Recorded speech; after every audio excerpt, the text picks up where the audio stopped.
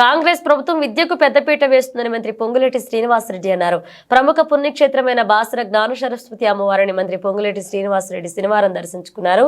ఆలయ అర్చకులు అధికారులు పూర్ణకుంభంతో ఘనంగా స్వాగతం పలికారు. అనంతరం ఆలయంలో ప్రత్యేక పూజలు నిర్వహించారు. అర్చకులు వీరికి తీర్థ ప్రసాదాలను అందజేసి ఆశీర్వదించారు. వారి వెంట పార్టీ నాయకులు అధికారులు పలువురున్నారు.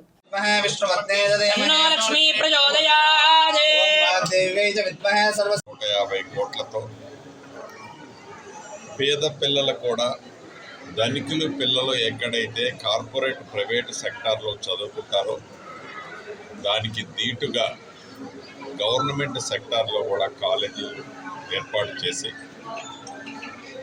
వారిని అన్ని వసతులు ఇంటర్నేషనల్ స్టాండర్డ్స్లో అన్ని వసతులు ఏర్పాటు చేసే కార్యక్రమానికి శ్రీకారం చుట్టారు.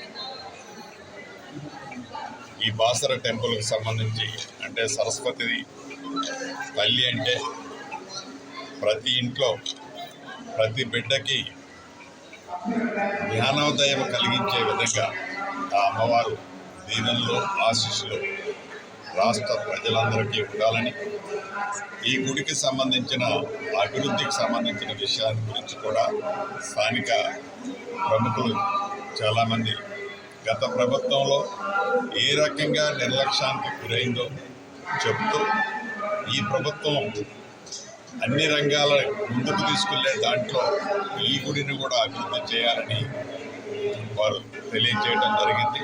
తప్పకుండా గౌరవ ముఖ్యమంత్రి గారితో ఒకసారి సంప్రదించి భద్రాచలంలో ఏ రకంగా అయితే అభివృద్ధి చేయాలి అని అనుకుంటుందో ఈ ప్రభుత్వం